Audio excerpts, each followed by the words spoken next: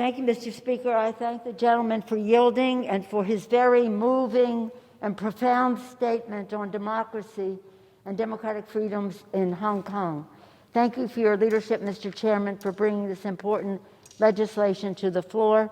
I thank the ranking member, Mr. McCall, for his leadership as well on an ongoing basis on this important issue and for his courtesy for yielding back. And it's always an honor to be with Chris Smith. We've been working on these issues together, 30 years, Chris?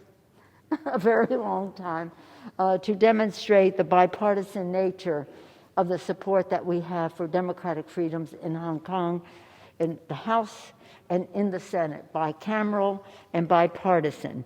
Mr. Speaker, Friday was a sad day and disturbing day for the people of Hong Kong and for all freedom-loving people as sentences were handed down to Martin Lee, a champion, a global champion of human rights, and to other pro-democracy leaders for engaging in peaceful protest. This afternoon, 3 days after that distressing development, I had the privilege to speak with activists from the Hong Kong Democracy Council. It was an inspiration to hear how they and the people of Hong Kong are responding to China's crackdown. They are responding with great courage, how the dream of real autonomy cannot be extinguished by injustice or intimidation. In our conversation earlier today and all my communications with Hong Kongers, they asked that the United States Congress continue to speak out to support their aspirations for the freedoms that they were promised. We were there when they promised them, right, Chris? Today, with this resolution, Congress is honoring that call. Thank you, Chairman Meeks, Ranking Member McCall again, and Representatives Bera and Malinowski, the distinguished chair of the China Executive Commission, Mr. McGovern, for their work on this important legislation. House Resolution 130 condemns the continued violation of rights and freedoms of the people of Hong Kong by the People's Republic of China and the government of Hong Kong Special Administrative Region.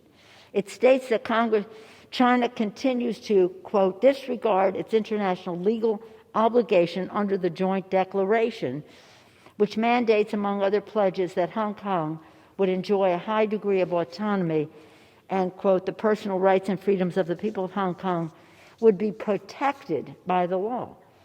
And this resolution today makes clear that China has trampled on its promises, including its draconian so-called national security law used to target and round up peaceful protesters under the guise of terrorism. The disqualification of pro-democracy candidates from participating in the September 6 Legislative Council elections. The indictment and arrest for 6 Hong Kong activists living overseas, as the distinguished chairman pointed out, including here in the United States, and the arrest of and sentences of a dozen pro-democracy activists, including, as was mentioned, Joshua Wong and Agnes Chow, Ivan Lam, and opposition leaders, the Hong Kong 12, of this past December and January. Again, I mentioned Martin Lee. The United States Congress has always supported Hong Kong on a bipartisan, bicameral basis, and we remain laser-focused on efforts to support Hong Kong's effort to maintain and grow the rule of law and freedom of speech in their home, and we are determined to hold China accountable.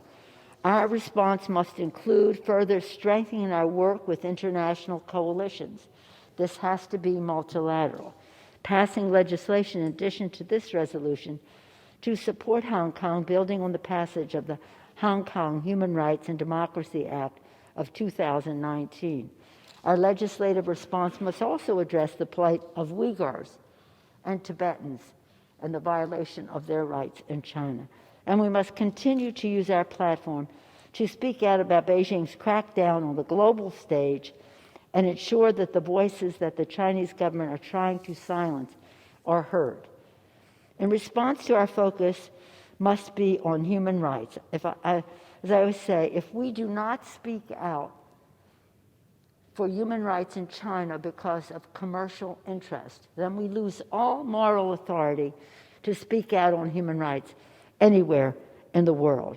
That is why I've been stating and fighting, as we have together, since 1991, when I went to Tiananmen Square and unfurled a black and white banner reading, "To those who died for democracy." Ever since, many of us have fought to ensure human rights and trade are firmly linked, from sponsoring the U.S.-China Act in 1993 to 1994, urging China to deny most favored nations the goods made by the PLA in the prisons. Mr. Smith, Mr. Frank Wolf went there and saw the evidence of prison labor goods being sent to U.S. and corporate America just ignoring the whole thing. In 2000, fighting efforts to give China a blank check when it failed to comply with its market commitments of the WTO, and they still continue to do that. We cannot allow economic interests to blind our moral injustice, us to moral injustices committed by China. On Friday, in a speech to court, the storied Hong Kong attorney Margaret Ng quoted Sir Thomas More, the patron saint of the legal profession, who was tried for treason because he would not bend the law to the king's will. Margaret Ng ended her statement by paraphrasing his final famous words, "I stand the law's good servant, but the people's first.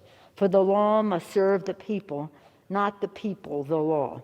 With that, I support an overwhelmingly bipartisan vote for this resolution for the Congress's continued bipartisan, bicameral work to support the people of Hong Kong in the face of Beijing's exploitation of and assault on the law. It's a very important piece of legislation. I'm so glad it's going to have bipartisan support. I vote and yield back the balance of my time. With grateful to the chair and the ranking member of the committee.